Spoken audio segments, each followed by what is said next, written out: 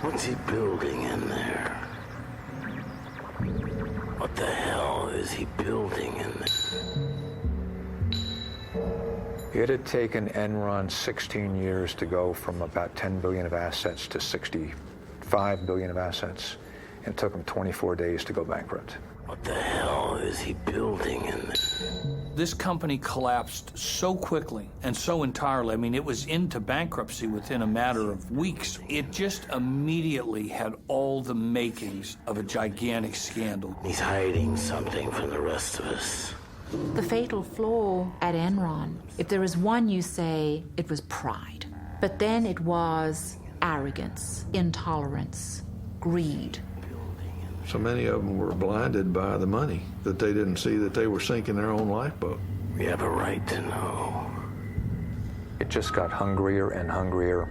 Sooner or later, they were doomed to go off that cliff at 90 miles an hour. It's astounding that they got away with it for so long.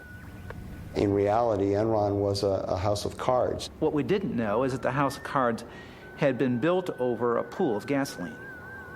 It all sort of became smoke and mirrors. Committee will come to order. This is a case of America's largest corporate bankruptcy. The question here is what happened, who was responsible for it happening, and what can we do to prevent this sort of thing from happening again? I think the Enron story is so fascinating because people perceive it as a story that's about numbers, that it's somehow about all these complicated transactions. But in reality, it's a story about people, and it's really a human tragedy.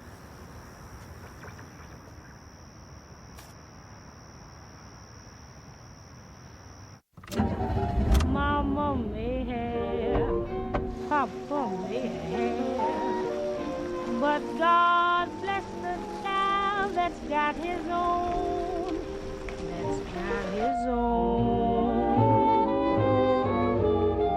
Yes, the strong gets more while the weak ones fade. Empty pockets don't ever make the grade. Mama may have, Papa may have, but God bless the child that's got his own, that's got his own. Money, you got lots of friends crowding round the door. When you're gone and spending ends.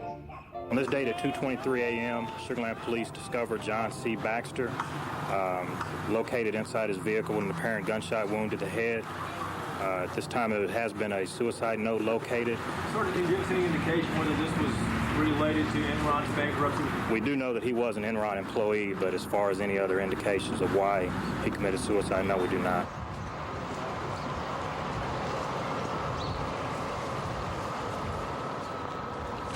Mr. Skilling, let me touch on something that's sort of sad, and that's, of course, the suicide of Cliff Baxter. And you mentioned he was your best friend in your opening statement. Before he died, did you have many conversations with him? Yes. And were any of them relative to Enron? Yes. There's no one that knew Cliff toward the end that didn't realize that he was heartbroken by what had happened. And Cliff came over to my house, and he said, they're calling us child molesters. He says that will never wash off. But, Mr. Skilling, you don't believe that. I don't believe what? You don't believe that the press and everybody calling Cliff Baxter or yourself or anybody on the board of directors denigrating or tainting you, you don't think it's accurate. It's what you're saying to us here today. I do not believe, I did not do anything wrong that was not in the interest, and all the time that I worked for Enron Corporation, that was in the interest of the shareholders of the company. Ultimately, who was responsible for the downfall of Enron? Only a few years ago, Enron was the nation's 7th largest corporation, valued at almost $70 billion. Pundits praised the company as a new business model. This trading floor was manned by America's best and brightest, charting the futures of energy and power. And high above each with a private staircase, Ken Lay and Jeff Skilling had built their own plush staterooms. They were known as the smartest guys in the room, captains of a ship too powerful to ever go down. In the Titanic, the captain went down with the ship. In Enron, it looks to me like the captain first gave himself and some friends a bonus, then lowered himself and the top folks down in the lifeboat, and then hollered up and said, by the way, everything's going to be just fine. Like Skilling, Ken Lay said he hadn't done anything wrong. Word with you real quick with CNN. Really not this morning. Thank you. Beyond the financial issues, some suspected a political conspiracy. Enron had been the largest corporate contributor to the first presidential campaign of George W. Bush. This is not a political issue. It is a business issue. You know, Enron had made contributions to a lot of people around Washington, D.C. And if they came to this administration looking for help, they didn't find any. To say no help here is like I did not have political relations with that man, Mr. Lay. What about the fact that George W. Bush calls Ken Lay Kenny Boy? That's my nickname for my husband, which he overheard. So it wasn't original with the president? It certainly wasn't. According to published reports, your husband earned about $300 million in compensation and stocks from Enron over the last 4 years. What happened to all that money? It's gone. It's gone. There's nothing left. This is the shredded evidence that we got that came out of Enron. We very quickly determined that the insiders had sold off $1 billion of their stock in the preceding several months. Did you convert stock worth $66 million? I don't know, but I don't Would that have be the records surprising with to me. you to learn that you did that? No, that would not be surprising. Mr. Fasto got only $30 million in stock proceeds from Enron, but he took another $30 million out with his side deals. I think there was just an immediate sense of outrage at Lay and Skilling and Fastow when people realized how much they had profited and how completely artificial the appearance of this company had been. News of shredding at Enron raised more questions. What answers were lost in the torn documents? 20,000 employees had lost their jobs. $2 billion in pensions and retirement funds had disappeared. Was Enron the work of a few bad men or the dark shadow of the American dream?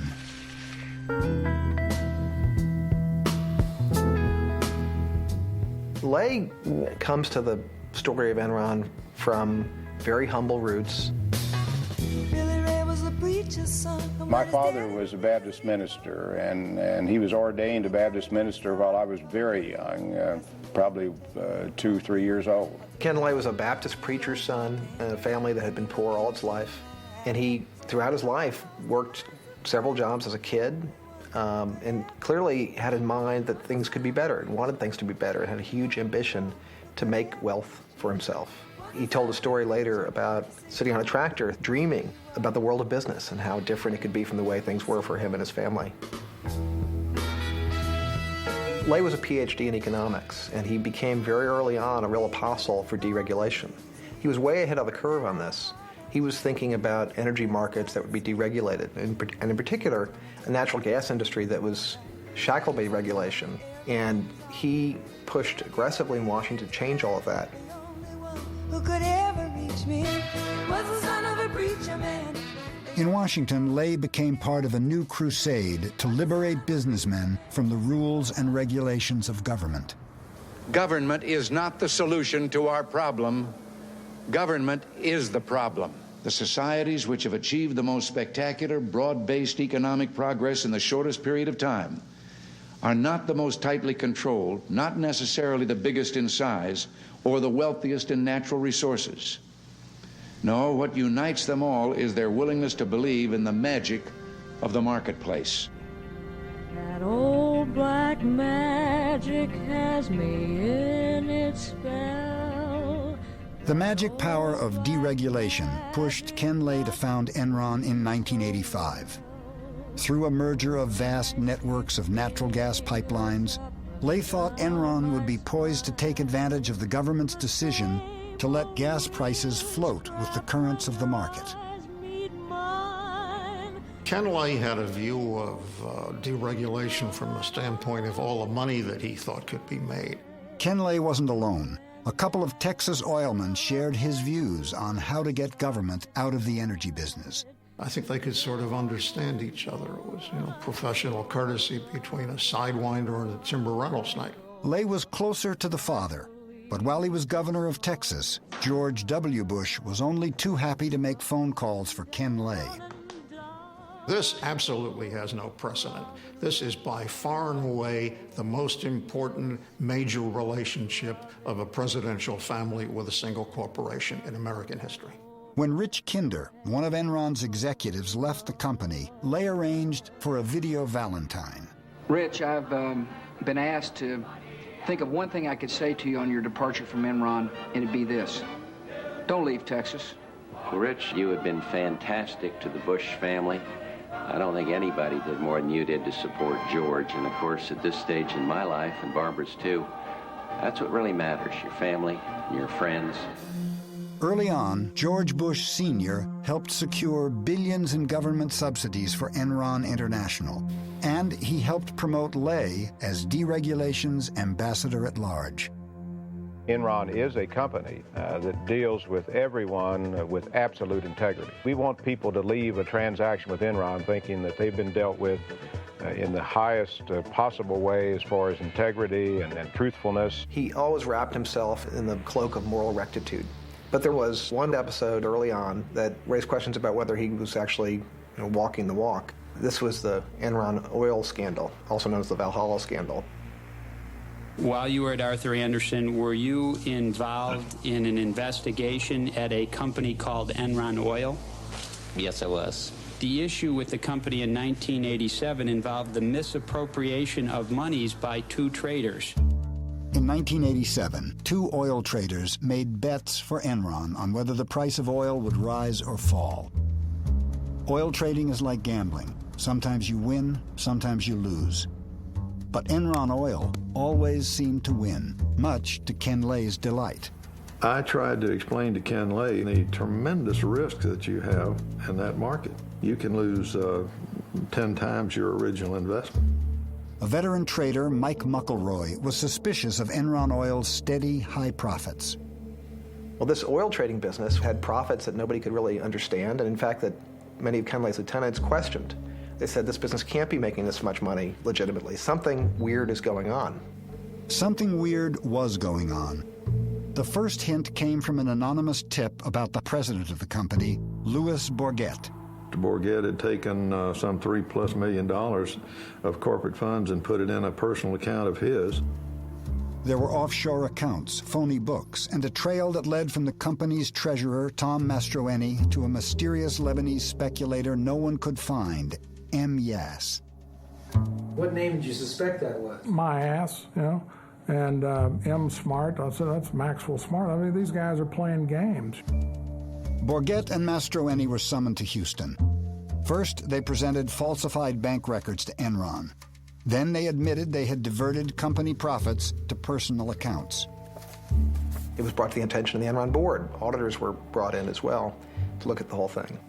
At the board meeting, the auditors told Lay that Bourget and his traders were manipulating earnings, destroying daily trading records, and probably gambling way beyond their limits. The next day, we found out that Lay's decision was to basically change nothing as far as the operation's concerned, and the reason he gave was that this was the only part of the combined company that was making any money, and that he could not, kill the golden goose.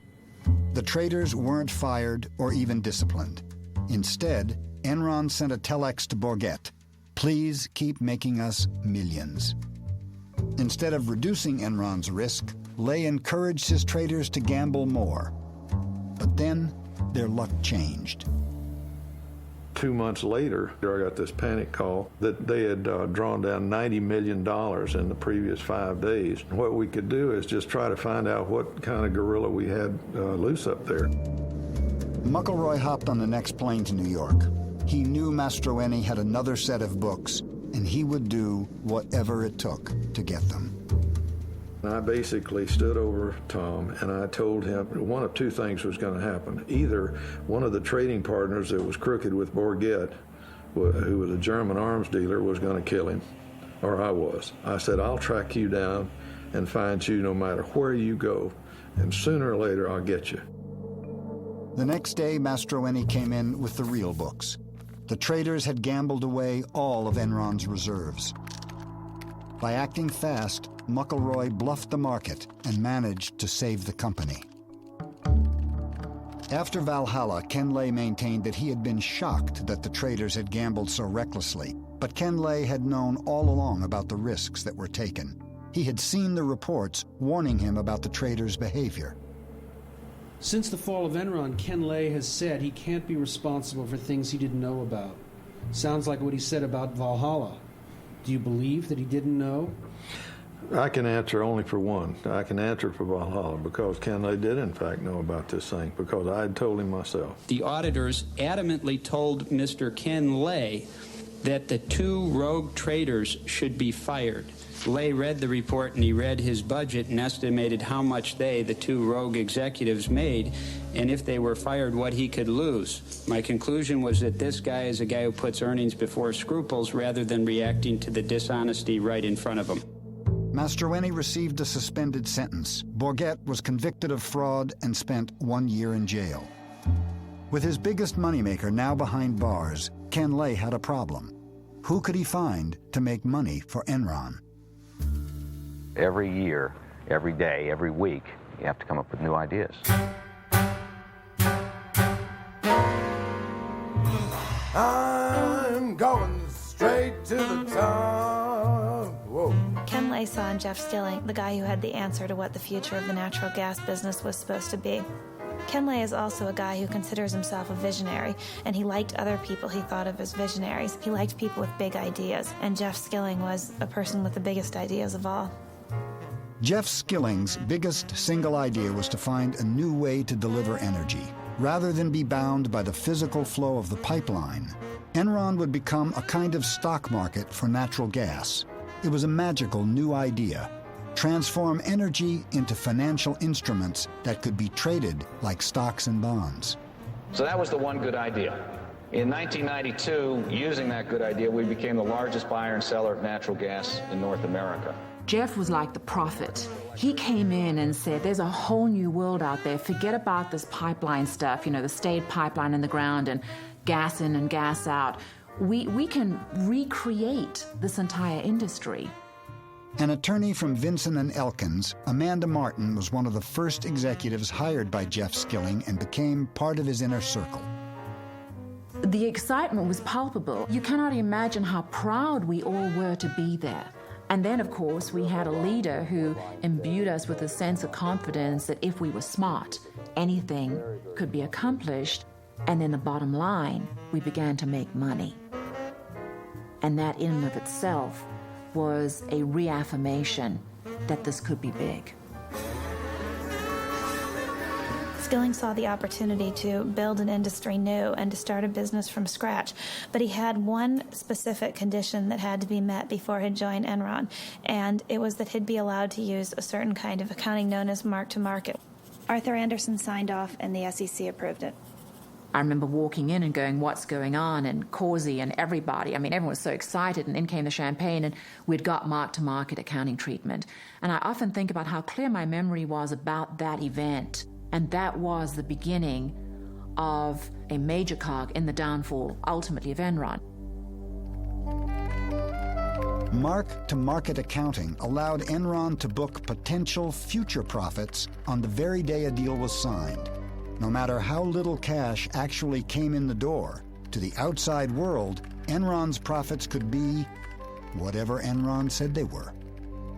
Very subjective.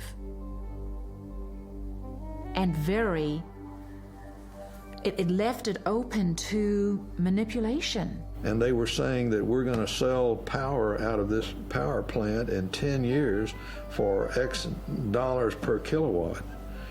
And there was no way anybody could prove that they could do it. Well, hey, good Rich, morning. how are you? Finally, Good to great, see you. Jeff. Yeah. Good Morning, to see you, Rich. Todd. Sit down. We've been working hard on this, and we've really pulled out all the stops. Look what we got.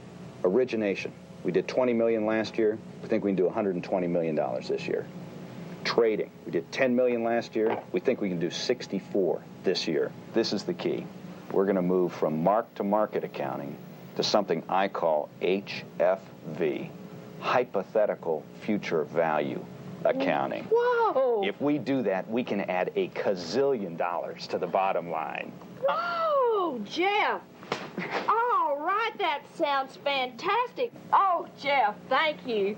That's just superb performance. And you're going to go far, my boy. Probably president of the company one day. You think so? I think. He really believed that the idea was everything, and that when you came up with an idea, you should be able to book the profits from that idea right away. Because otherwise, some lesser man was taking the profits from the idea that some greater man had come up with in the past. When Jeff Skilling applied to Harvard Business School, the professor asked him if he was smart. He replied, "I'm fucking smart." One of his favorite books was The Selfish Gene, about the ways human nature is steered by greed and competition in the service of passing on our genes. At Enron, Skilling wanted to set free the basic instincts of survival of the fittest. Jeff had a very Darwinian view of how the world worked. He was famous for saying once in Enron's early years that money was the only thing that motivated people. Skilling's notion of how the world should work really trickled down and affected everything about how Enron did business. He instituted a system known as the PRC, or Performance Review Committee. It required that people be graded from a 1 to a 5, and roughly 10% of people had to be a 5, and those people were supposed to be fired. Hence, this came to be known as rank and yank. I personally am convinced that the PRC process is the most important process that we conduct as a company. I've never heard of a company yet that would be successful terminating 15% of their people every year just to satisfy the fact that the other employees had to vote on them. And so when you're being evaluated by that group, you are getting direct communication from Ken and me about what the objectives of the company are and how you fit with those objectives. It was a brutal process. The ability for a 25-year-old to go in and to be reviewed and to be superior, and as a consequence, get a $5 million bonus. I don't think that's repeated in many places in corporate America. Our culture is a tough culture. It is a very, very aggressive culture. $8 million on new deals. At Enron, no one was more aggressive than the traders. If I'm on the way to my boss's office to argue about my compensation, and if I step on somebody's throat on the way, that doubles it, well, I'll stomp on the guy's throat. You know, that's how people work. Is that your $4.5 million? On the trading side, we got to be the biggest, baddest house in town. And by necessity, if you wanted to be in the market, you had to deal with Enron. Try to reconcile your big numbers here. Enron's traders were like the super powerful high school clique that even the principal doesn't dare to rein in. They had become the major engine of at least reported profits at the company. They took Jeff Skilling and Ken Lay's belief in free markets and turned it into an ideology. But they pitch it almost as a new economic religion. Enron Online will change the markets for many, many commodities. It is creating an open, transparent marketplace that replaces the dark, blind system that existed. It is real simple. You turn on your computer, and it's right there. That's our vision. We're trying to change the world.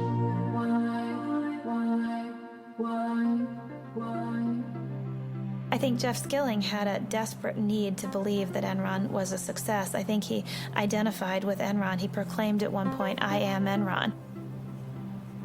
The other thing about people at Enron is a lot of them were former nerds, and including Jeff Skilling. He had been paunchy, he had big glasses, he losing his hair, and Jeff Skilling one day kind of woke up and decided to change himself. And he started working out, lost a lot of weight, but he really did remake himself through sheer will and force of personality.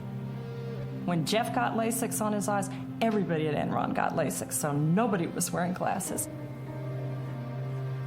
I think Jeff Skilling is really a tragic figure in a classic sense of the word. He's a guy that people describe as incandescently brilliant, but he's also a guy who is radically different than he at times portrays himself. He's portrayed himself as somebody who has very tightly monitored risk. In reality, he's a gambler. He gambled away huge sums of money before he was 20 years old by making wild bets on the market. To Jeff Skilling, risk was glamorous. He was a huge risk taker. He actually talked about wanting to go on trips that were so perilous that someone could actually die.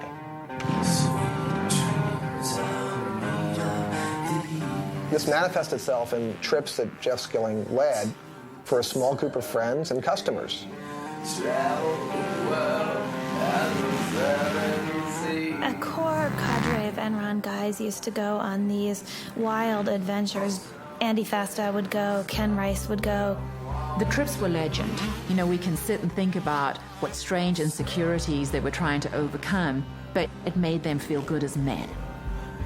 And they took a particularly memorable trip to the Baja, 1,200 miles in very rugged terrain in Mexico.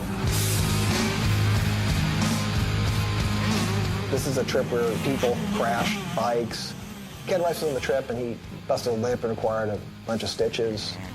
People broke bones. One guy flipped a Jeep and almost got killed. Those sorts of stories at Enron became legend, and it fed the whole macho culture of the place.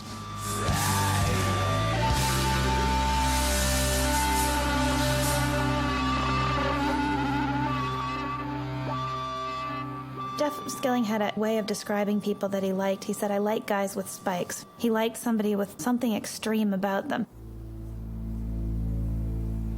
Ken Rice was one of the men with spikes, was the salesman of the group. Very amiable, fun, man's man, and was the guy out selling deals to energy companies. In the case of Cliff Baxter, the company's chief deal maker, he was extraordinarily talented at just doing a deal, but he was a manic depressive. Baxter was a very bright guy, very blunt, would tell Skilling whatever he thought, was closest to Skilling personally than anyone else at the company. There was a guy named Lou Pye, who was a key Skilling lieutenant, helped build the trading business in the early years, went on to run Enron's doomed effort called Enron Energy Services. What was the job of EES as you ran it? It was to sell energy services to end users, industrial end users. Lou Pye is the guy that Skilling tapped to run the EES business because this was so important to the company and to Skilling's future. He called Lou Pye my ICBM. And Lou Pye dispatched his enemies with incredible skill. And if that meant leaving bodies behind him, Skilling was certainly fine about that. Not feeling anything. Lou Pye was kind of a mysterious figure. He's kind of like the invisible CEO. For a while, he was located on the 7th floor, and there was this long office, and it was all glass and closed, and you would walk by there, and it was just almost all the time it was empty. Details didn't interest Lou Pye. Only two things seemed to motivate Pye: money and a peculiar fascination with strippers. For Pye, it was all about the numbers. 1, 2, 3, 4. 1, 2, 3, 4, 5, 6. 1. He was there every night after work, and he usually brought some of the traders along with him. He spent quite a lot of money there as well, much of it charged to the Enron expense accounts. There were rumors that he brought strippers up to the trading floor. Almost everyone knew the story. The story is that because he's kind of a mild, soft-spoken, almost meek individual, that maybe the strippers didn't even believe he was the CEO. So he took him up to his office, and I guess they put on a little show for him there. 1, 2, 3, 4, 5. One night he was at a club, and one of the guys said, Lou, all the rest of us are single. We don't have any problem, but how do you keep your wife from smelling the stripper's perfume on you? And Lou said, I've got a secret. So I stop in at a gas station on the way home, and I spill a little gasoline on myself, and it kills the scent. So the other guy shot back and said, but Lou, doesn't your wife then think you're fucking the gas station attendant? In the context of Lou Pye, everyone was horrified. The pall fell over the table because Lou Pye was not a man to trifle with. 2 days later, The guy who told the joke, as Enron legend has it, was dispatched to Calgary, Canada. Lou Pai lost all interest in running EES as soon as the numbers got high enough. I netted approximately $100 million. I don't know if that number's accurate, plus or minus 20 million. And he actually left Enron with more money than anybody, $250 million, because he sold all his stock in Enron after he got a divorce from his wife in order to marry his stripper girlfriend who had had his child.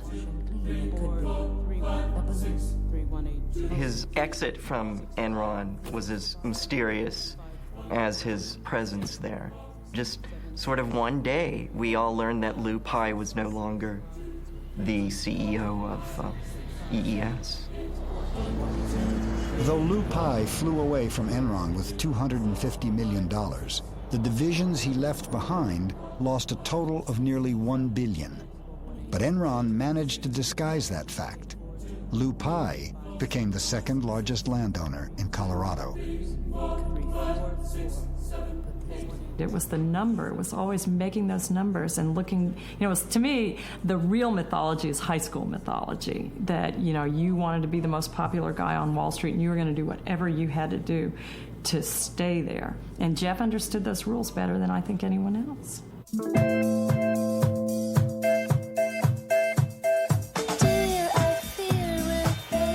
Americans are making a lot of money in stocks. The stock market soared to near record highs yesterday. The stock market continued its bull run Thursday. The Dow rose at nearly 61 points. Even the person with very little disposable income all of a sudden began to play in the stock market because nobody could fail, because stock prices were just going up and up and up. Another day, another record. And the internet and technology stocks just going wild. Gained more than 100 points to close at 7,895.81, the highest finish ever. It was a time where we had the biggest bull market in the history of the world. Ken Lay was right there acting as a cheerleader. Obviously, our stock has been doing very well. I think there's a fairly good chance we could see this stock price double again over the next year to 18 months.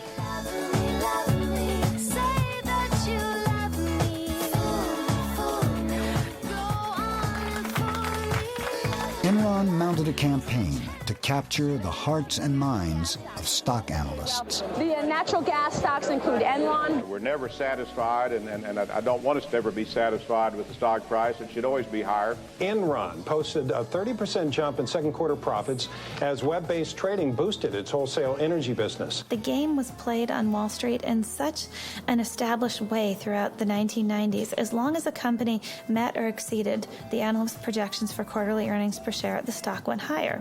The game was called pump and dump. Top execs would push the stock price up and then cash in their multi-million-dollar options. People at Enron got paid in large part through stock. Everyone had a huge stake in seeing the stock price go up. And it was driven very clearly by the profits every single quarter. They were exceedingly conscious of that. Skilling was, and everyone else in the company was.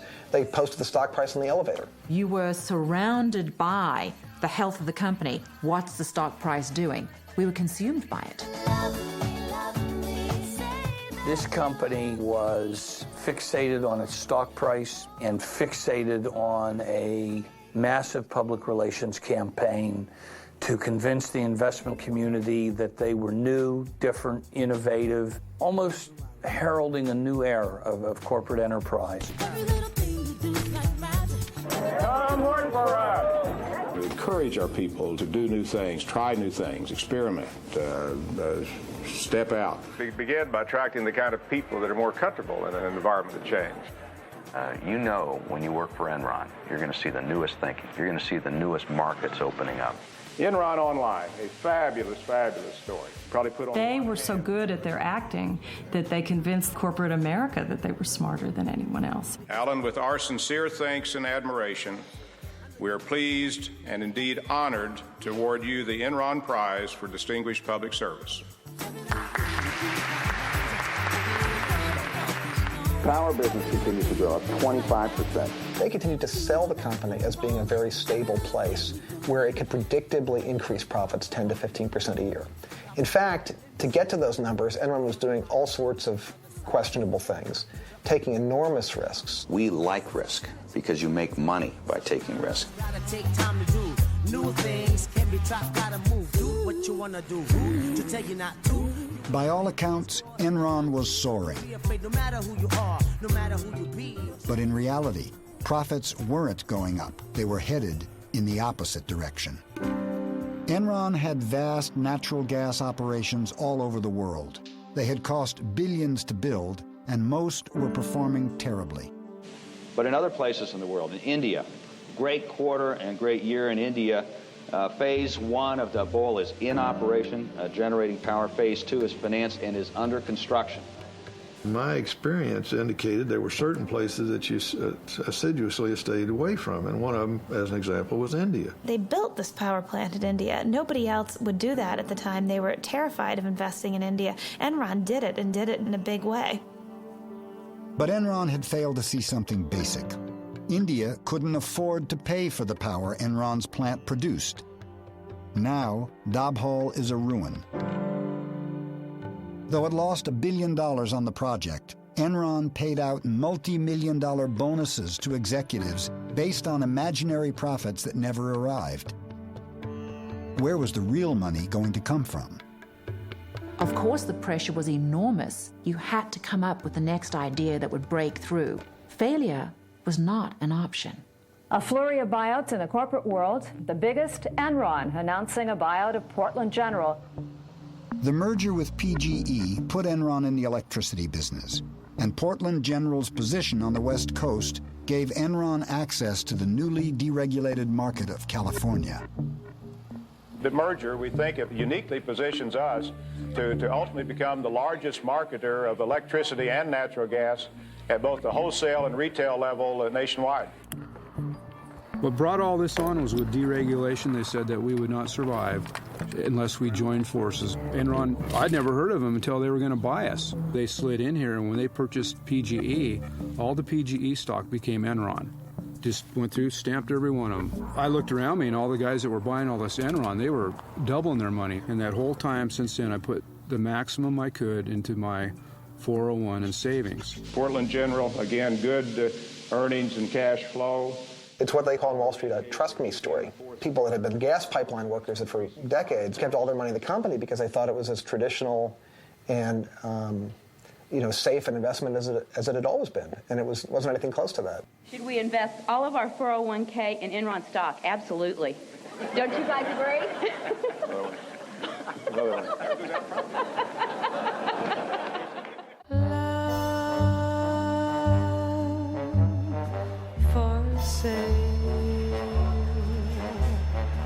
Enron is a big winner today. One of the things that fascinated me was that almost all of the Wall Street analysts who covered Enron had buy ratings or strong buy ratings on the company's stock. Why were the analysts blinded to the company's deceit? We relied on the information that was available at the time. I trusted the integrity of the company's certified financial statements and the representations of the company's management. And we've been absolutely upfront with the analysts. Jeff Skilling was the critical component in creating the Enron illusion. Time and time again, when we had a question to the sell-side analysts that they couldn't answer, the response was, I'll give Jeff a call. I'll run this by Jeff. By giving Jeff a call, the analysts weren't analyzing at all. They were willing to believe virtually anything Enron told them.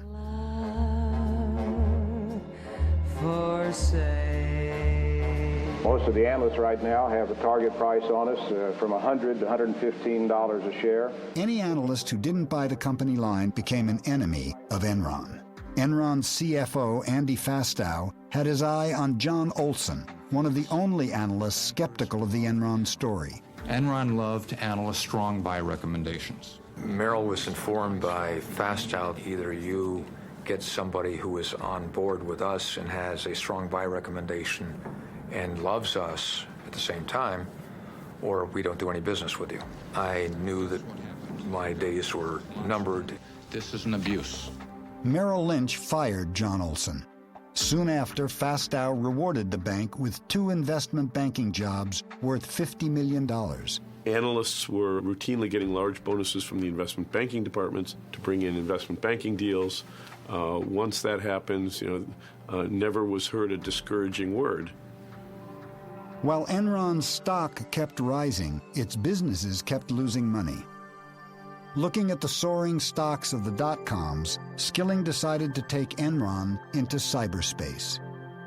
We're now in the process of seeing if we can create a bandwidth trading market. Enron is using its knowledge of trading gas to barter other forms of energy, even space on the information superhighway called bandwidth. Ken Rice has worked at Enron for 20 years. Enron has found a way to stay ahead of the curve. From 7 p.m. to 7 a.m., we're paying for bandwidth that we are not using. Why? One of our themes around here is to always be asking why. Why something's done a certain way or why it's not done a different way. There's our market. Why can't we sell the bandwidth to other companies? Make it a commodity, like a pork belly.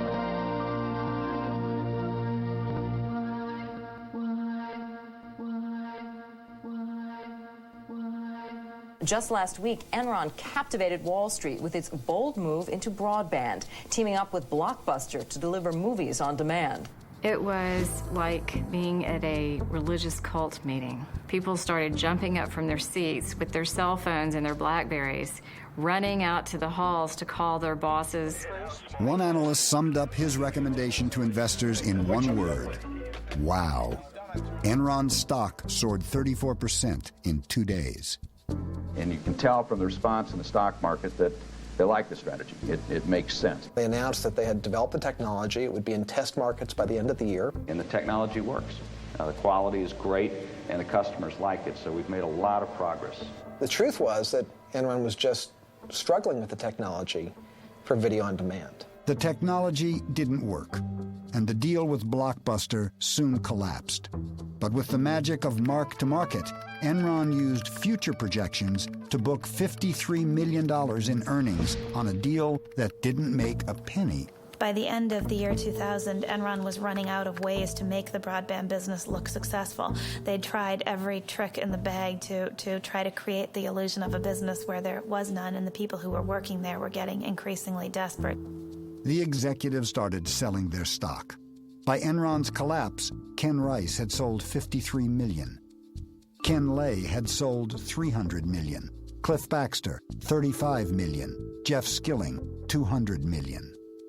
As the fraud is perpetuated, all the various lies and artifices begin to convince the ringmaster, if you will, himself, that it's this own bizarre reality. And in fact, the fraud is the reality. The perception is the reality. And as long as you can keep the perception going on, it really isn't a fraud. You spoke about bandwidth trading. What about weather options or futures? How is that market developing? Yeah, we have a market in weather. When Enron announced its latest plan to trade weather, people wondered whether it was good science or science fiction.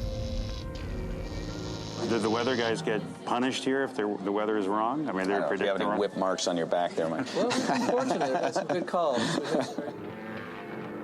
Jeff, as time went on, had a harder time admitting things were wrong. And I have to believe that, when the lights went out at night, he knew what was coming.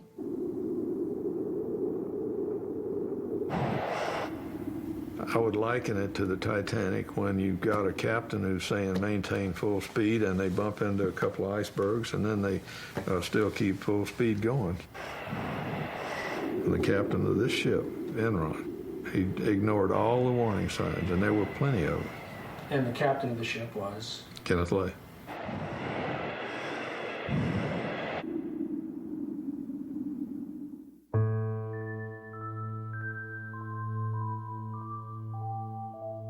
It was one of the bloodiest days in Wall Street history.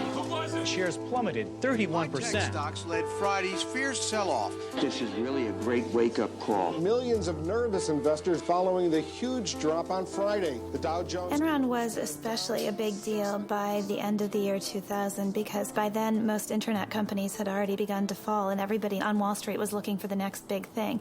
And here you had Enron, which appeared to be this shining star of a new economy company. Its stock price went up 90% in in the year 2000 and had gone up over 50% the year before that.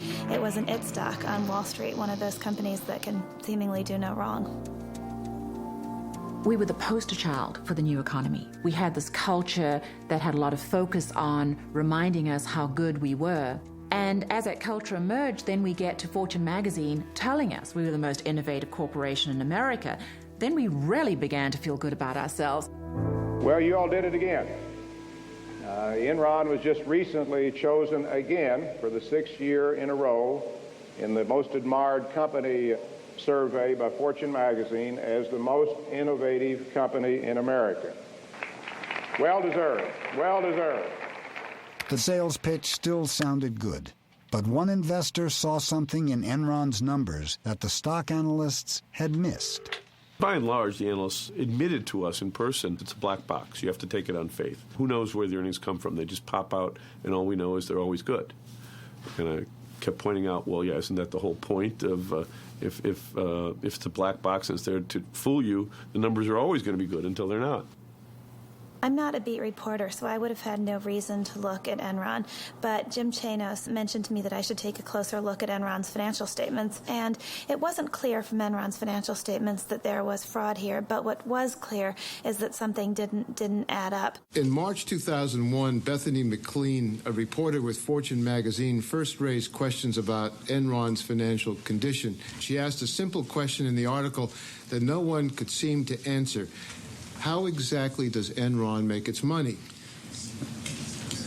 You got very upset at her, didn't you? I very specifically remember the telephone conversation that I had with the Fortune reporter.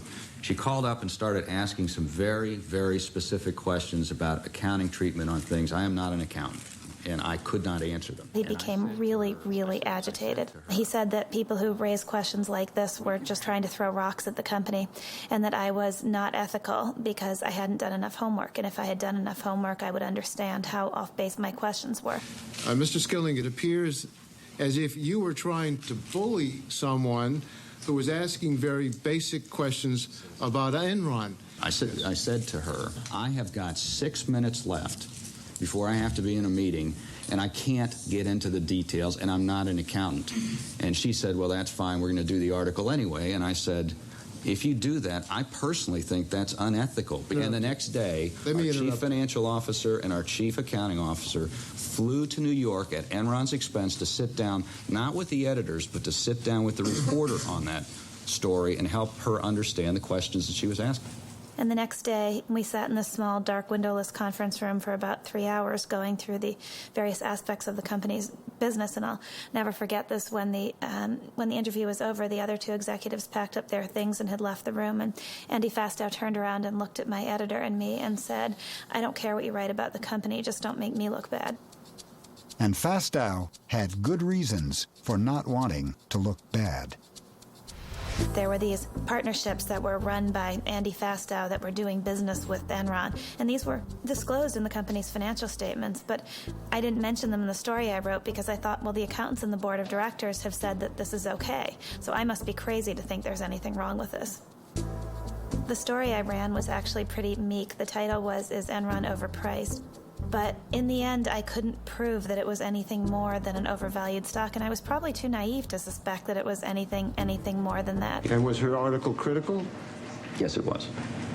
Fortune magazine article that's out, the headline is Enron stock overvalued? The gist of the article is that Enron is sort of a black box, which, sorry, it's true. I mean, it's just difficult for us to show people the specifics of how money flows through, particularly the wholesale business. The entire reason that this analysis was done by Fortune magazine is because Business Week had a favorable article about Enron the week before. And there's this competition that the news magazines have, where if one says something good, the other one has to come and find something bad. So I think that was kind of the genesis of it. So the criticism, I think, is kind of ridiculous. When Bethany McLean at Fortune started analyzing cash flows, and she had this wonderful article saying, take a look at first quarter, second quarter, third quarter, and end of year cash flows. There's a reason she didn't invest in Enron, because the financials didn't make sense. But you have to be willing to say that the emperor doesn't have any clothes, and This emperor was pretty powerful. We are going to unveil this morning a new corporate vision. Okay, you ready? 1, 2, 3. How's this? It's really hard to know when Enron first crossed the line into outright fraud, but there isn't any doubt about who the guy was who led them there. It was a protege of Jeff Skilling's by the name of Andy Fastow.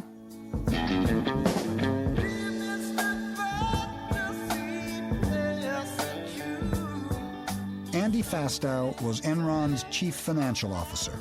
His job was to cover up the fact that Enron was becoming a financial fantasy land. Enron essentially was losing money on a cash basis year after year, and yet it was reporting profits. So it was defying the laws of financial gravity, and the way it was doing it was with something called structured finance. And the maestro of all that at Enron was Andy Fastow.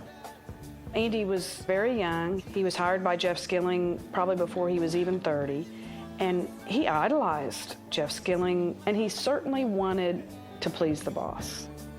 To please the boss, Fastow had to figure out a way to keep the stock price up by hiding the fact that Enron was $30 billion in debt.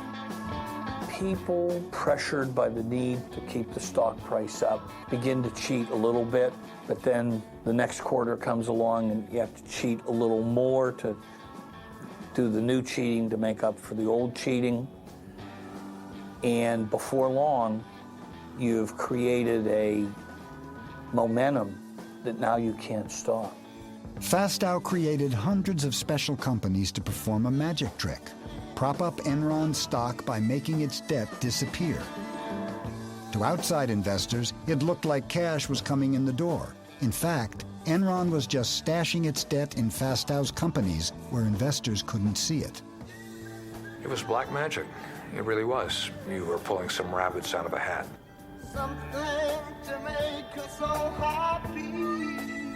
They could bury debt, they could bury losses. Many of the companies had exotic names: Jedi, Chuko, Raptors. LJM was Fastow's most ambitious creation. It would work magic for Enron, and it would allow Fastow to conjure $45 million for himself. Andy, in many ways, was someone we all knew didn't have a strong moral compass. It's almost like Jeff Skilling said, okay, we're hitting some troubled times. Let's set up Andy so we can fill the earnings holes when we need to, knowing that Andy would probably skim a little bit off each transaction for himself. There's a body heat kind of angle to this, you know, where Skilling is Kathleen Turner and Andy is William Hurt. You know, in the end, he got suckered into helping all the executives meet their earnings. What I wish, in retrospect, I wish I'd never heard of LJM. Is it your contention that you knew of it and it was appropriate? Arthur Anderson and our lawyers had taken a very hard look at this structure, and they believed it was appropriate. But if the theory is that Fastow went rogue somewhere deep in the jungles of Enron and was the sole agent of the apocalypse, I just don't buy it. Skilling, Lay, and the Enron board had signed off on Fastow's LJM funds. They saw the benefits of letting Fastow do deals with himself. It is in Enron's best interest because Enron needs the capital, number one. In a secret videotape that surfaced after the bankruptcy, Fastow can be seen selling LJM to a group of Merrill Lynch bankers. He pitches them on the benefits of investing in a fund that only buys assets from Enron. Remember, I'm not selling the assets to myself. They own the assets, they're selling them to LJM too. Fastow knew what kind of deal he was offering as Enron's CFO. He could guarantee profits for LJM. Yeah, I think this is an extraordinary opportunity. He has a sort of Cheshire cat grin on his face as he talks about all the ways that the fund is going to profit, and he talks about the informational advantages that he's going to have in his dual role as Enron's CFO and as the head of these funds. Special arrangement. There is never any question that I will be on both sides of the transaction. I will always be on the LJM side of the transaction. He was general partner of LJM while at the same time being CFO of Enron. Now that's a whole nother ball of wax when you want to talk about that conflict of interest, because no human being should be put in a situation where every single transaction, they decide whether they're looking after Enron's best interests or their limited partners, because this LJM partnership existed solely to do business with Enron. As you would expect, Andy, as chief financial officer of Enron, is heavily banked, so to speak. And as a result, there are 5 or 6 of the name brand banks who have stepped up and said they'll commit to this. Commit they did, and why not? Fastow was letting them gamble with Enron's chips. Fastow was using Enron stock as collateral for a lot of these things. They were betting their own company on the transactions. With a prospect of returns that would exceed 2,000%, 96 individual bankers invested in LJM, and America's major banks put up as much as $25 million each. It's sort of a who's who of Wall Street. J.P. Morgan Chase, CS First Boston, Citibank, Merrill Lynch, Deutsche Bank. These are some of the premier investment banks in the world. It's hard for us to poke holes in this business then. It's just amazing how skilled Enron and Andy Fastow were at working Wall Street, playing on Wall Street's greed in order to get money out of them. To quote Lenin, they were the investment bankers' useful idiots. As disturbing as Enron's own misconduct is the growing evidence that leading U.S. financial institutions not only took part in Enron's deceptive practices, but at times designed, advanced, and profited from them. The Enron fraud is the story of synergistic corruption. There are supposed to be checks and balances in the system. The lawyers are supposed to say no. The accountants are supposed to say no. The bankers are supposed to say no, but no one who was supposed to say no said no. They all took their share of the money from the fraud and put it in their pockets. Enron paid its advisors well. In 2001, the accounting firm Arthur Andersen received $1 million a week. Enron's law firm, Vinson & Elkins, did nearly as well. Everyone had their hand out at the table. They were all being paid, and as long as Enron continued, they received their fees. They were a part of the process. So it's hard now to say, oh, we didn't know anything. Had we known then what we know now about Enron's practices, we would not have engaged in these transactions with Enron. The facts that we now have come to light about Enron, however, were not known at the time. I believe that the Citigroup professionals involved with these transactions acted in good faith. I'd like you here to look at one Citi email, Exhibit 333I. The email trail here is all too lurid. Oh, for instance, one email I remember where the banker writes, Enron loves these deals. They produce cash, but they don't have to show the debt on the balance sheet. Now, a high school student can figure out that the banks were all knowing participants in this wrongdoing. Merrill Lynch assisted Enron in cooking its books by pretending to purchase an existing Enron asset when it was really engaged in a loan. The accounting sham involved the sale of an interest in 3 Nigerian barges. Nigeria is a long way from Manhattan, yet for some reason toward the end of the fourth quarter in 1999, Merrill Lynch suddenly decided to buy 3 Nigerian power barges from Enron. Nigerian power barges have nothing to do with Merrill Lynch's business. It was a blatantly illegal transaction. It was just taking the barges, getting them off Enron's books, having Merrill Lynch, if you will, warehouse them for 5 months, and then buying them back. Mr. Martin, you've testified here today that there was no guarantee, and you said that under oath. Here's a document saying that the head of your whole division here was going to confirm that understanding. Over the year 2001, Skilling became increasingly despondent. He'd always been a moody guy, but people who knew him said he became just increasingly volatile. He'd show up for work unshaven, looking blurry-eyed. And I think it was the battle of holding these two totally disjointed thoughts in his mind at the same time. One is Enron, a superstar company, and the other of feeling like it was all crumbling away. The first cracks in Skilling's public image appeared in a conference call with analysts in April 2001. And then Jeff Skilling took questions. And about midway through the session, there was a questioner who was sort of aggressively wondering out loud why it was that Enron, as a financial services company, in effect, could not release a balance sheet with its earnings statement like most financial institutions do. You're the only financial institution that can't produce a balance sheet or a cash flow statement with their earnings. Well, thank you very much. We appreciate it. Appreciate it. Asshole. And then quite audibly, you could hear Skilling say, asshole. And then he said, asshole. As I understand, you call him an asshole. And this just caused unbelievable amounts of consternation all across Wall Street because people thought a Fortune 500 CEO losing it like this, publicly calling an investor an asshole. If I could go back and redo things, I would not now have used the term that I used. Mark Palmer, Enron's chief PR guy, even ran a note up to Skilling telling him to apologize, and he just took the piece of paper and tucked it under the pile of papers on his desk. And afterwards, Enron's traders, who had erupted in cheers when Skilling called this guy an asshole, made him a sign. There was a play off Enron's motto, Ask Why, and the sign said, Ask Why, asshole. My personal feeling was that Jeff looked at the numbers, and he knew that we were in a massive hole. It was the only time, but I saw him truly, truly worried about keeping the stock price up. And he just kept saying to me, I don't know what hell I'm going to do.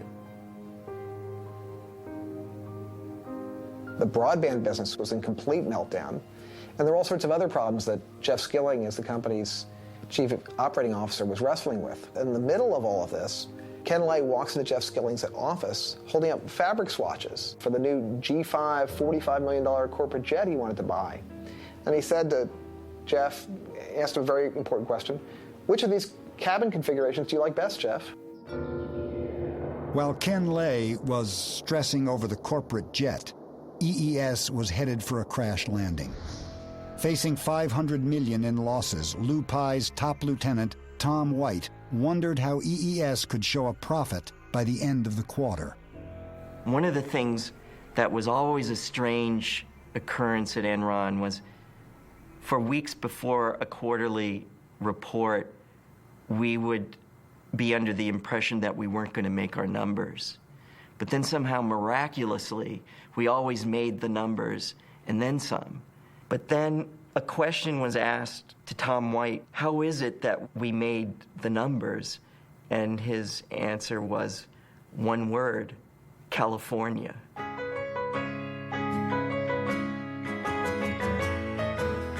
California, here we come. The first clues to Enron's new strategy hit California with a jolt.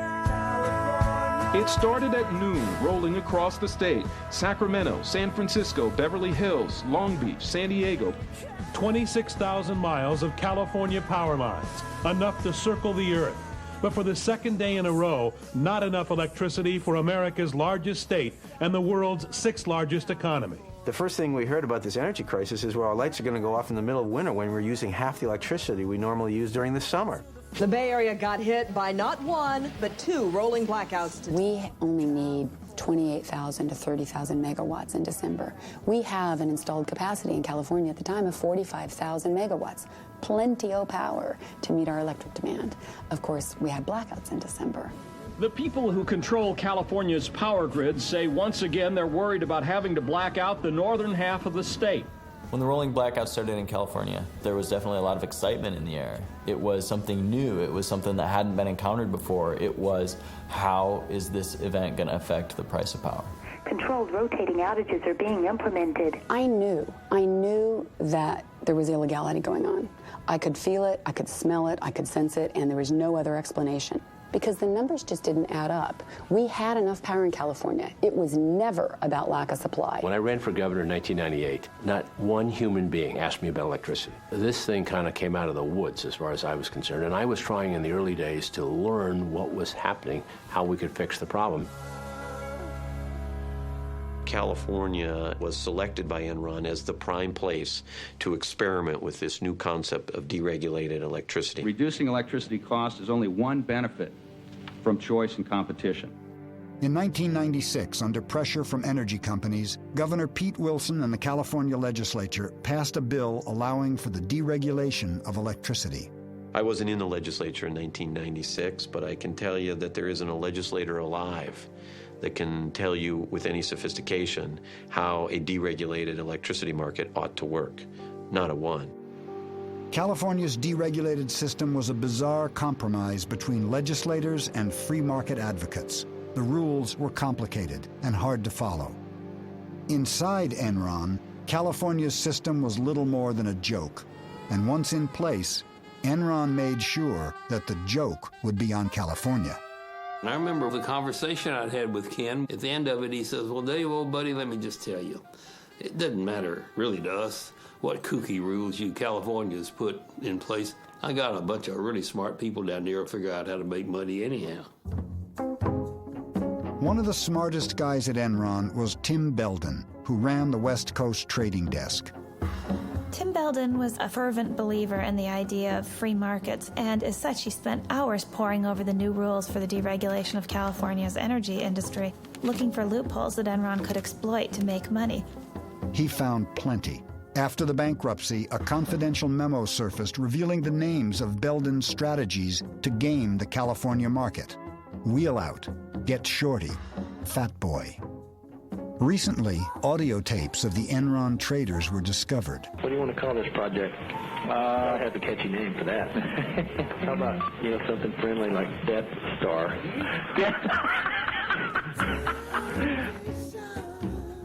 The tapes revealed Enron's contempt for any values except one, making money. Hey, John, it's Tim. The regulators is all in a big concern about is we're wheeling power out of California. He just steals money from California to the tune of $1 million. Can you rephrase that? Okay. He arbitrages the California market to the tune of $1 million or $2 a day. Right.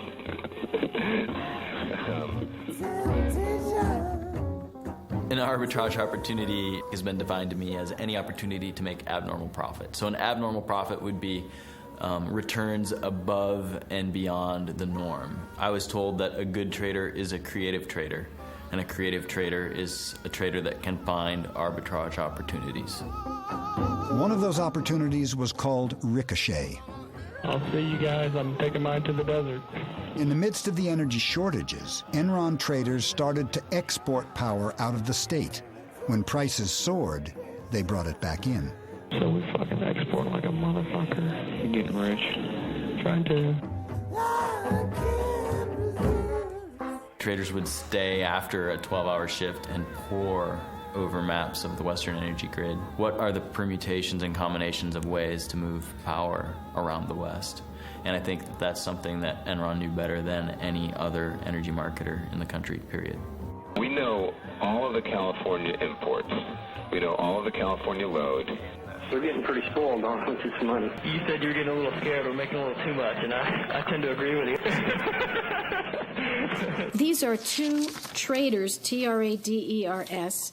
This is what they say. What we did was overbook the transmission line we had the rights on and said to California utilities, if you want to use the line, pay us.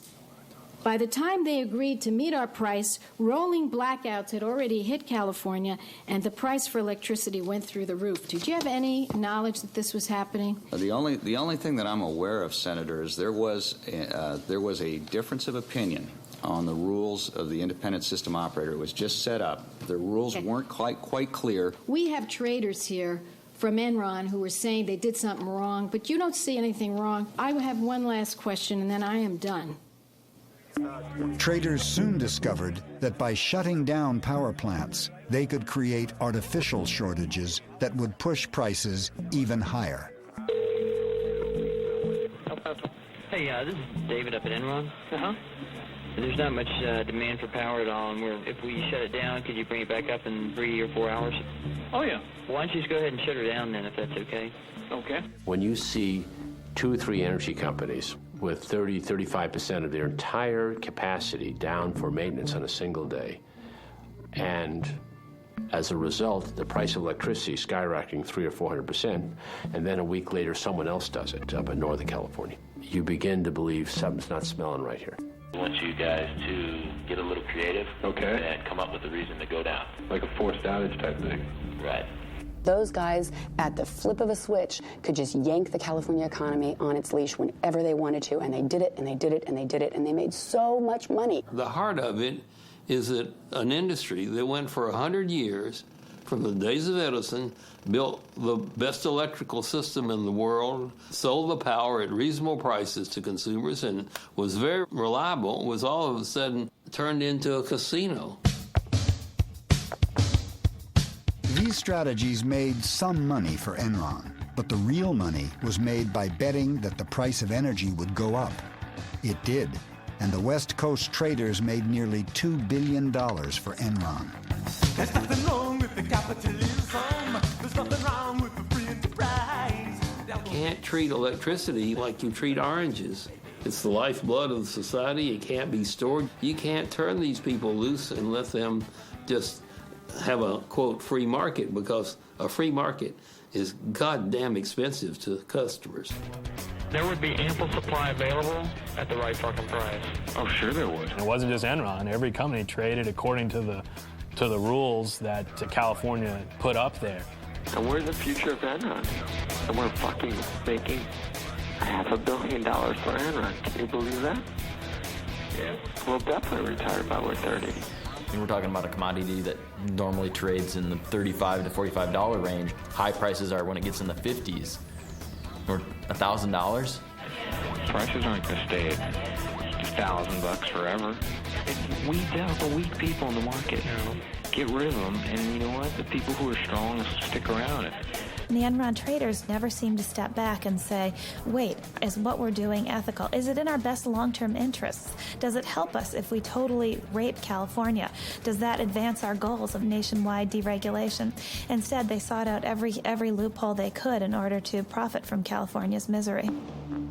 Temperatures in California are hitting higher than 100 degrees, fueling wildfires and fears that California's strained power grid could once again near collapse.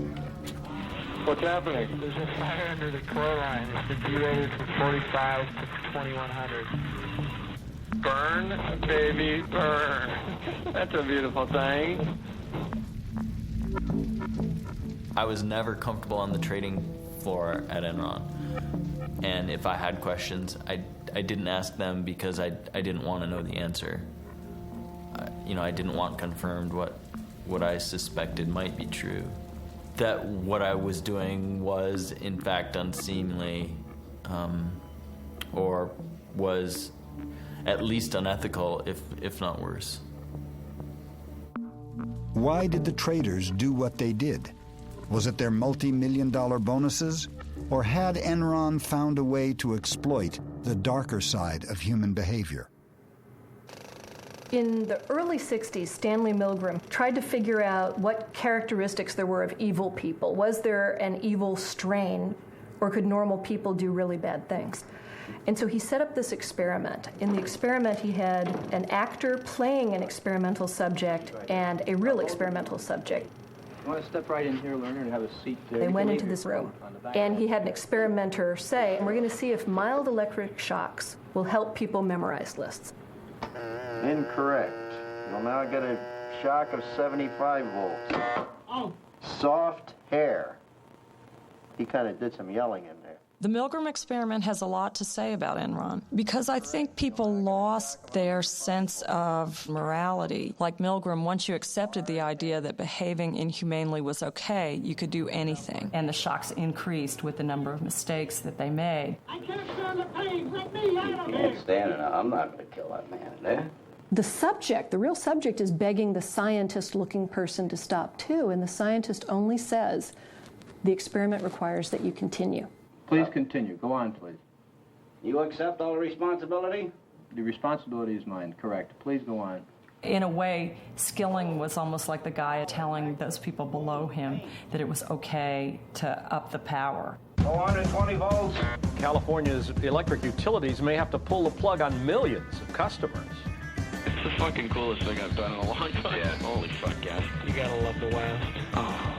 435 volts. During the height of Wednesday's blackout, fire crews had to free people trapped in elevators. Oh, that's money you guys stole from those poor grandmothers of California? Yeah, Grandma Millie, man. But she's the one who couldn't figure out how to fucking vote on the butterfly ballot. Now she wants her fucking money back for all the power you charged right up her ass. 450 volts. Yeah, they're out there having fun in the warm California sun. We must continue. Go on, please. You're going to keep giving what, 450 volts every shot now? That's correct. Continue. It's kind of hard to say, well, we should be, we shouldn't do this even though it's allowed because, I mean, that's what we do. Right. The best that could happen is fucking an earthquake, let that thing float out to the Pacific and put them in fucking candles. 450 volts. Milgram's discovery was disturbing. 50% of the subjects were willing to shock to the death, so long as the commands came from a seemingly legitimate source. Yeah, they're out there having fun in the warm California sun. Tonight I'm declaring a state of emergency in California to give the state the authority and the resources to keep the lights on in California. The governor, who's been basically capitulating to the demands of the energy companies and the utility companies, needs to put his foot down. We wanted the governor to send in the state police or the National Guard to seize control of the power plants and put them back online. And I thought we didn't have to take over every plant. We really only had to take over one, because then they would know he meant it. I'm going to get the $9 billion back that Enron, Dynergy, and Reliant stole from us and get it back to you. Despite what the people in California think, Enron's making money despite California, not because of California. The year-long energy crisis would cost the state of California $30 billion. The markets in California are the most regulated markets in North America today. And that's what's causing the problem. California is never deregulated. Enron buy stock today. Thank you very much. We are doing the right thing. You're the good guys. We are the good guys. We are on the side of angels. Oh, I can't help myself. You know what the difference is between the state of California and the Titanic? And this is being webcast. I know I'm going to regret this. At least when the Titanic went down, the lights were on.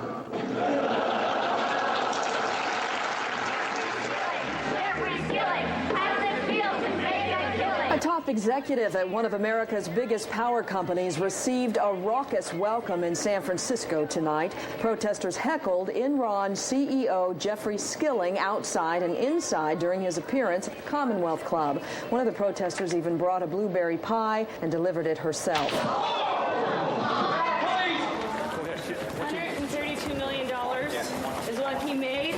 We have a 50% hike in utility rates. Consumers in California are angry, and they should be. And if we had anything to do with this, then we are the stupidest people in the world. I work for an organization. Every day people call saying they can't pay their electricity bills. Millions of dollars off in California. When the tidal wave of public anger started to grow, Ken Lay flew out here and convened a meeting of friends, and I guess he had a little more foresight than we did. He invited Arnold Schwarzenegger, brought them together at the Peninsula Hotel, and had a lunch meeting. The notes from that meeting really still have never surfaced, but we know that Ken Lay's pitch was, we've got to stay the course with deregulation, and the market will correct itself and everything will turn out fine. Now, at the time, we didn't understand really why he was so concerned, but now we do. The fact is that Ken Lay was out here because he understood that Enron itself was a house of cards, and if deregulation were to collapse, that Enron itself would collapse. But Ken Lay had a trump card. In the midst of the energy crisis, his friend George W. Bush became president. I, George Walker Bush, do solemnly swear. I, George Walker Bush, do solemnly swear. Ken Lay is going to be Secretary of Energy. Get out of here. No. How great would that be for all the players in the market? It'd be great. I'd love to see Ken Lay be Secretary of Energy. Ken Lay did have easy access to the Bush administration. On April 17th, he met with Vice President Dick Cheney and strongly argued against the imposition of federal price caps in California. We're doing everything we can to help in California on a short-term basis. There's not a lot you can do. You can't manufacture kilowatts in the West Wing of the White House. We're fighting with both hands tied behind our back. We no longer have the power to stop this. If the federal government doesn't help us, we're a dead duck. At the time, Gray Davis was a likely candidate to run for president. Ken Lay knew that might give his friend George Bush a political reason to oppose California's appeals for federal price controls. They know full well my administration's belief that price controls will not solve the problem. His view was that the federal government really shouldn't get involved. This is California's problem. And I'm saying, with all due respect, Mr. President, our law said the federal government regulates this. So it is your problem. And you make appointments to the Federal Energy Regulatory Commission. So we had a polite but spirited discussion on that, and he says, I just can't be of help to you on that. As I said from the very beginning of my administration, we'll work to help California in any way we can. And the best way we can is to be good citizens. FERC, the federal agency which regulates energy in America, refused to intervene. What was FERC doing, and why was it not taking action? The chairman of FERC was Pat Wood, the man Ken Lay had personally recommended for the job. It was easy for FERC to do Enron's bidding because all they had to do was do nothing, which they did very well. Federal regulators are being pressured to act by the now Democratic-controlled Senate, where hearings... A Democratic Senate forced FERC to impose regional price caps. That ended the energy crisis, but not the political one. Did Ken Lay and George Bush have a political agenda to blame the energy crisis on Gray Davis? Hello? It's one of those only in California stories. The state's unpopular governor, Gray Davis, beset by an ailing economy and a $38 billion budget deficit, faces possible recall. And rumored as a possible replacement for Davis, movie star Arnold Schwarzenegger. The Terminator? We'll see whether he's back or not. Gray Davis has terminated opportunities, and now it's time we terminate Gray Davis.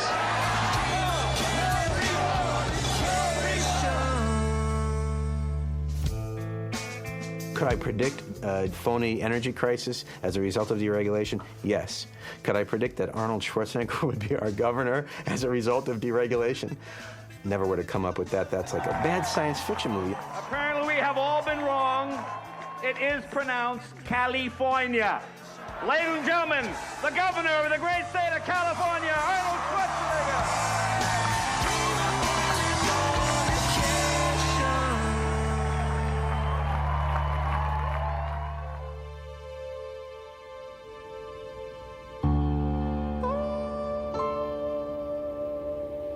We could just hear rumbles all the way up and down Main Street here and all throughout the city that things were very difficult at Enron. One guy who a year before had come to me and said, I'm working for Enron, I was very excited, but within a year was waking up every night with nightmares. I've got no life left, and I feel like I'm being consumed by this company. As doubts began to surface about the company and the erratic behavior of its CEO, Enron's stock began to fall. I remember one of the most poignant meetings I'd ever had with Jeff. I had left Enron, and I had come over to talk about whether or not I would return to Enron. I said, Jeff, you've got a real problem. The traders, they will cut your throat if they think it will get them to the trough sooner. Jeff was silent. And he looked out the window, and he looked back at me and he said, yeah, Amanda, you're most likely right. By the end, the traders ran Enron. You know, the inmates had taken over the asylum. All through the summer, the stock continued to decline. There was a buzz that a major announcement was going to take place, but we all thought that Ken Lay was leaving Enron and that he had been asked by the Bush administration to join his administration. But that wasn't the case at all. It was Jeff Skilling announcing that he was stepping down as a CEO, and that took everyone by surprise. No one could believe that. CEOs generally don't just resign out of the blue without a well-orchestrated PR campaign beforehand to pave the way so there's no disruption, there's no questions, there's no front-page stories, which of course is exactly what happened. It was at that point that I knew the architect of the disaster knows that it's crumbling and the rat is leaving the sinking ship. 2 days later, I met with him and Ken Lay, as I had informed the company that I was going to downgrade the stock on Skilling's resignation. I asked Jeff Skilling, are there any more shoes to drop? Have we seen the worst of it? And I was concerned about the energy crisis that was occurring in California. Well, Skilling convinced me that it was for personal reasons. I left his meeting feeling sort of emotional because of the concern that he seemed to be showing about the relationship he had with his family. He appeared to be distraught. And I remember saying to an investor, if he's not telling the truth, then it's a good thing he quit his day job because he needs to go to Hollywood. I left Enron on August 14, 2001 for personal reasons. Mr. Skilling, a massive earthquake struck Enron right after your departure. And people in far inferior positions to you could see cracks in the walls, feel the tremors, feel the windows rattling. And you want us to believe that you sat there in your office and had no clue that this place was about to collapse. On the day I left, on August 14th, 2001, I believe the company was in strong financial condition. I think he was smart enough, and he didn't even have to be that smart. He had seen documents that I think predicted the future. I think he was smart enough to think, I can get out now, and this company isn't going to collapse for a year, maybe a year and a half, so I won't get the blame. It was working fine when I left, guys. After Skilling resigned, Enron's chairman, Ken Lay, took over as CEO.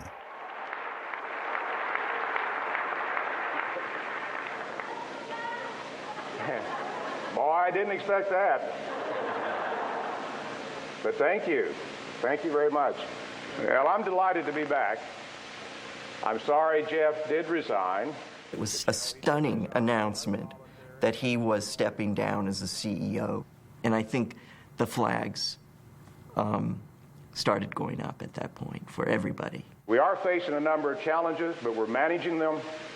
Indeed, I think the worst of that's behind us, and the business is doing great. We're not the only stock that's decreased in value this year. It's just that we've been hit a little harder than many others. If a few of these other problems disappear, like California, like India, I think the worst is over, and I'm excited. August 14th, 2001, Jeff Skilling abruptly resigns. And that made me angry. It made loads of employees angry. I mean, there was a real sense of betrayal by the employees. I mean, this was, Jim Jones feeding us the Kool-Aid and then deciding not to drink it himself. The day after Skilling resigned, Sharon Watkins sent a letter to Ken Lay. We will begin with Ms. Watkins. I am Sharon Watkins. Would you identify your counsel for the committee? Yes, my counsel is Mr. Philip Hilder. When you hear the story for the first time, it's unbelievable. What Sharon was telling me was more than accounting irregularities as such. I mean, it was a massive fraud of enormous proportions. In mid to late June of 2001, upon the resignation of Cliff Baxter, I went to work directly for Mr. Fastow. It has evolved to the corporate crime of the century. I was highly alarmed by the information I was receiving. What Sharon Watkins discovered began the unraveling of Fastow's complex partnerships. Andy put me in charge of this asset listing, and there were about a dozen assets that had been hedged with one of Andy's entities, the Raptors. And so I was working with a spreadsheet, and the math just didn't add up. It didn't make sense to me. I mean, accounting doesn't get that creative. I couldn't believe that Arthur Andersen had signed off on it. I couldn't believe that so many people were going along. Behind Fastow's partnerships were enormous guarantees of Enron's stock. Fastow had gambled Enron's future on the hope that its stock would never fall. My first reaction was that I should warn Ken Lay. The day after Skilling left, I sent this one-page anonymous letter. But within a week, I was meeting with Ken Lay. I'd identified myself in the hopes of really making my point that Enron needed to address this situation. I mean, companies rarely get away with cooking the books, but when they do survive, it's when they come clean, not when they're exposed from the outside. Ms. Watkins, I went Ms. Watkins did not talk to me, Senator. Well, Ms. Watkins said Clifford Baxter told her that he met with you repeatedly to express his concern. Cliff and Andy they didn't like each other. They had a very strained personal relationship, and Cliff's issue had nothing to do with the appropriateness or inappropriateness of the transaction. I'd mentioned Cliff Baxter in these memos. And I remember I made the comment to him, well, you're one of the good guys. You know, you were one of the people fighting against this, and it'd be all right. And he said, oh, I don't think it's going to be all right for any of us involved in this. When I started working on the book with Sharon, I was interested in writing about a whistleblower. People don't really appreciate what she did and the bravery that it took in that company. Andy Fastow would not have put his hands in the Enron candy jar without an explicit or implicit approval to do so by Mr. Skilling. I can't for the life of me see what basis she would have for suggesting that I would know some of that. I mean, how would she know that? And I don't see that it's at all inconsistent that there would be some things I don't know if some people purposely kept me from knowing some things. I felt like I was one lone voice within Enron saying, look, we've committed horrible fraud. And of course, all hell broke loose. Within 6 short weeks, Enron was spinning out of control. Probably in more normal circumstances, I would have had a few more words to say about September the 11th. Just like America's under attack by terrorism, I think we're under attack. And of course, now we've got the SEC inquiry, informal inquiry. The SEC launched an investigation when the Wall Street Journal published articles revealing Fastow's murky deals. Enron announced massive financial restatements. Investors began to worry that billions in mark-to-market profits were really losses. As you can, of course, see, the underlying fundamentals of our businesses are very strong. Indeed, the strongest they've ever been. But regrettably, that's not what Wall Street is focusing on, and I doubt that's what you're focusing on. This inquiry will take a lot of time on the part of our accountants and lawyers and others,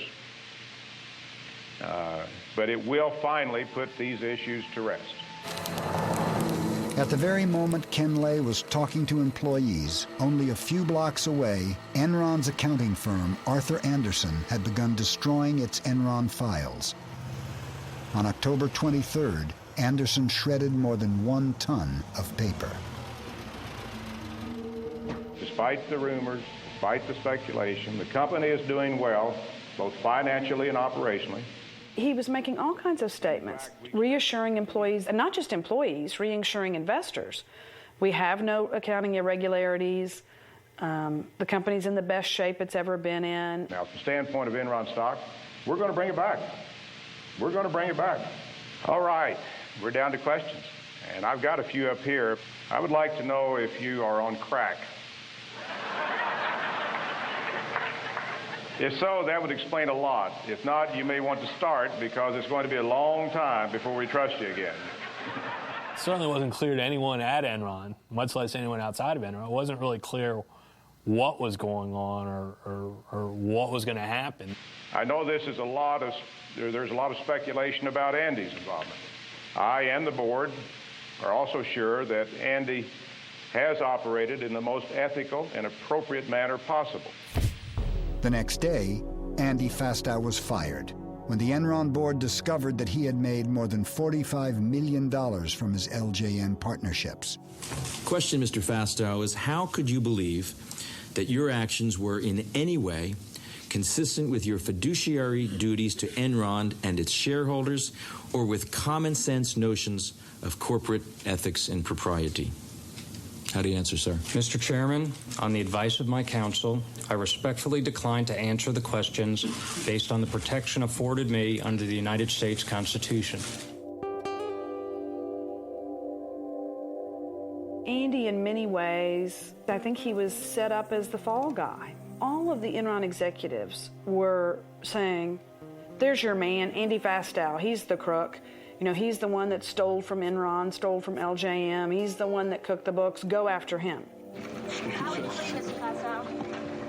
I've thought about this, and it couldn't have just been a few executives at Enron that made this happen. If you think of the banks involved, Chase, Morgan, Citibank, the billions in loans. Arthur Anderson. What about Vincent and Elkins, the lawyers that represented us? There had to have been complicity across the board because it was all too easy. All too easy.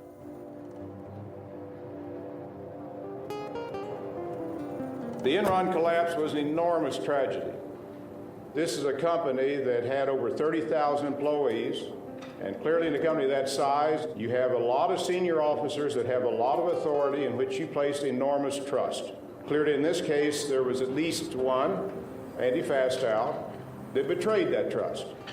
To the extent that I did not know what he was doing, that he obviously didn't share with me what he was doing, then indeed I cannot take responsibility for what he did. I never heard him say I take responsibility for a thing. Sounded to me like the wonderful movie Chicago.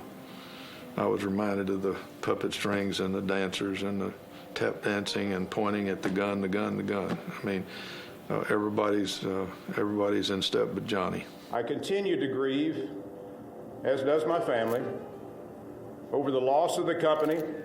Linda and I saw our net worth reduced from several $100 million down to something less than $20 million on a net worth basis. And of course, as you said, about $1 million or less in liquidity. I don't know whether I'd be rather be shot as a crook or as an idiot.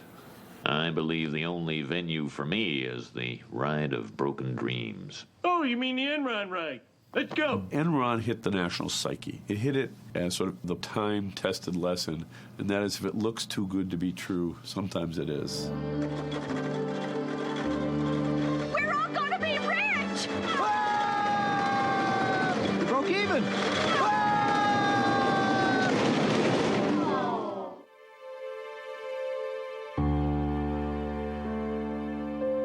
It is my belief that Enron's failure was due to a classic run on the bank. Don't look now, but there's something funny going on over there at the bank, George. I've never really seen one, but that's got all the earmarks of being a run.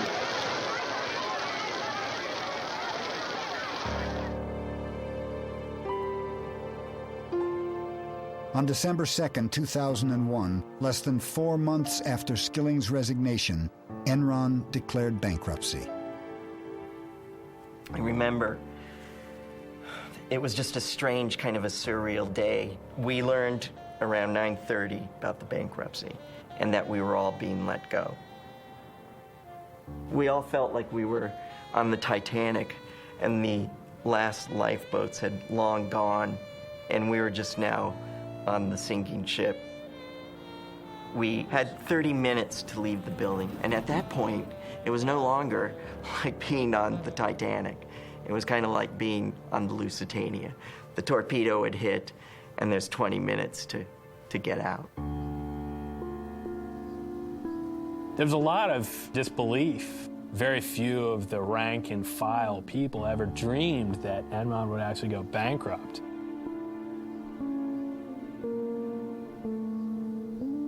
And then all of a sudden, it was like a ghost town. I can remember going into the old building on certain floors late in the afternoon or evening, and it was scary. There'd be like papers blowing around and nobody there, and it was very eerie.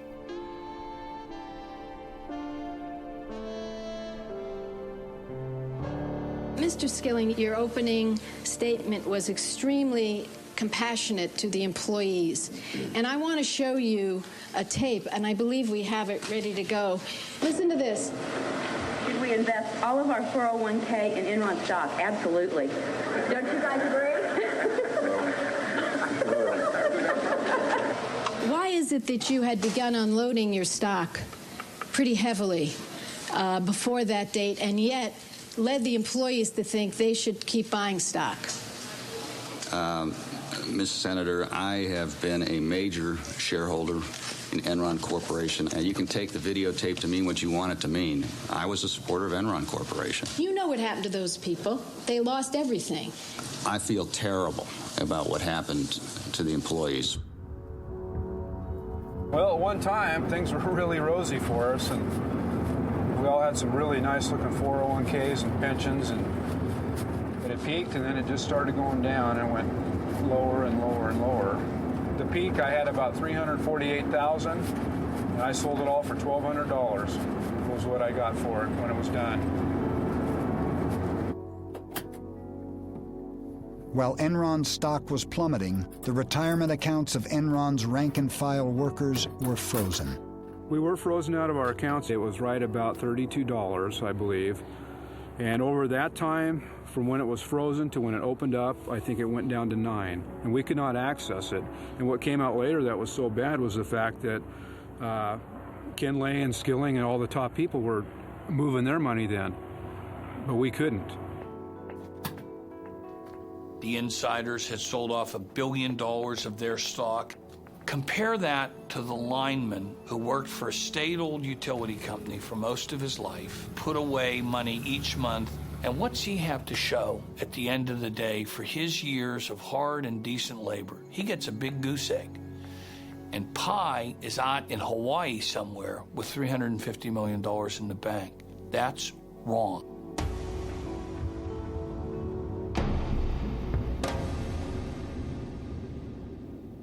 There's still, to this city, a layer of anger and upset.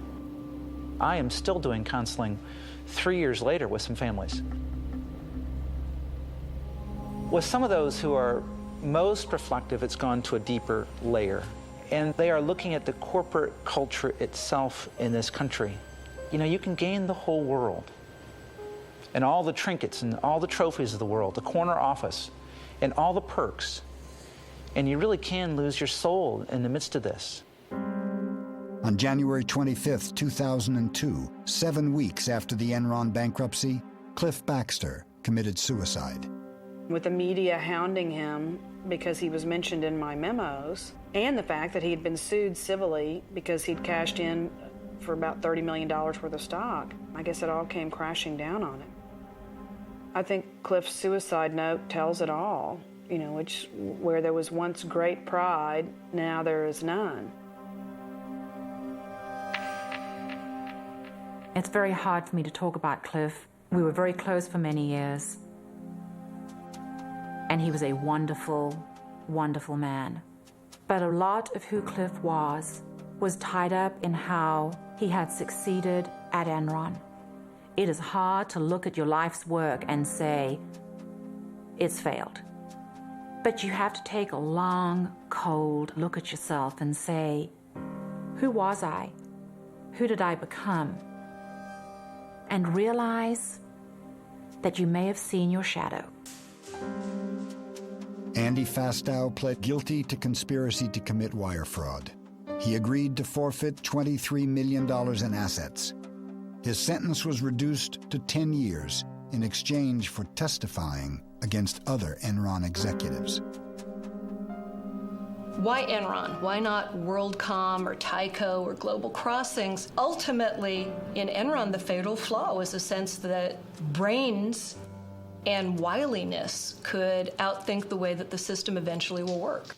In 2004, Jeff Skilling was indicted for insider trading and conspiracy to defraud investors. Pleading innocent, he paid his attorneys a retainer of $23 million to defend him. Enron should not be viewed as an aberration, something that can't happen anywhere else, because it's all about the rationalization that you're not doing anything wrong. We've involved Arthur Andersen, we've involved the lawyers, the bankers know what we're doing. There's a sense, the diffusion of responsibility. Everyone was on the bandwagon, and it can happen again. Enron's accounting firm, Arthur Andersen, was convicted of obstructing justice. With its reputation for honesty destroyed, America's oldest accounting firm fell along with Enron, and 29,000 people lost their jobs. Enron shareholders are suing Enron and its banks for $20 billion. Ken Lay was also indicted for conspiracy to commit fraud. His attorney maintains that no one has been hurt more by the Enron bankruptcy than Ken Lay. Nice ball, they didn't show up this morning. With today's arrest of Ken Lay, the top echelon at Enron has now been called to account for their crimes. Mr. Lay, you have anything to say, sir? A little later today, I'll help. Looking at Enron is like looking at the flip side of so much possibility, because like most things that end terribly, it didn't start out that way. It started with a lot of people who thought they were changing the world, and over time they became victims of their own hubris, victims of their own greed, and so it's like taking so much promise and possibility and looking at it in a mirror and seeing the flip side reflected back at you. I think the larger lesson was what Enron asked of its employees, which was ask why. And, you know, I didn't ask myself why enough. I didn't ask managers why enough. I didn't ask my colleagues why enough.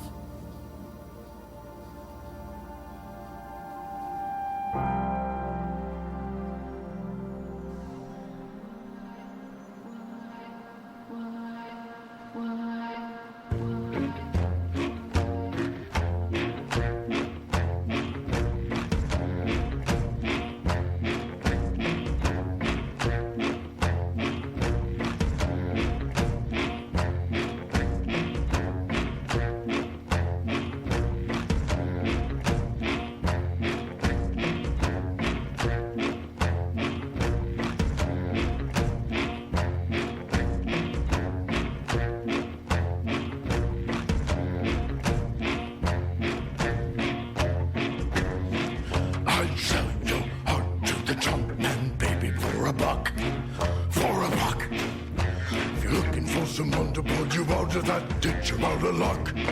You're out of luck. Ship is sinking. The ship is sinking. The ship is sinking. There's a leak in the boiler room. The poor, the lame, the blind. Who are the ones that we kept in charge? Killers, thieves, and warriors. God's away. God's away. God's away.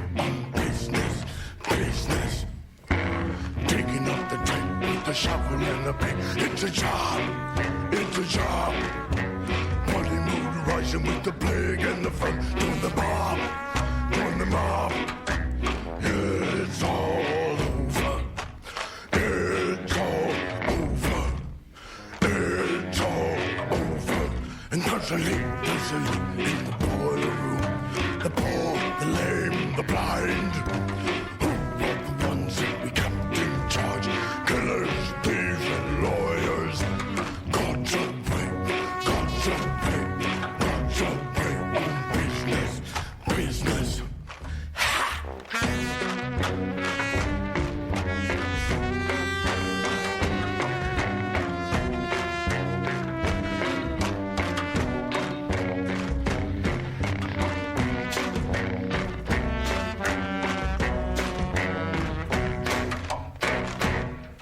Goddamn, there's always such a big temptation to be good, to be good. There's always free cheddar in the mousetrap, baby. It's a deal, it's a deal. God's away, God's away, God's away on business, business. God's away, God's away, God's away on business, business. I narrow my eyes like a coin slot, baby, let her ring, let her ring.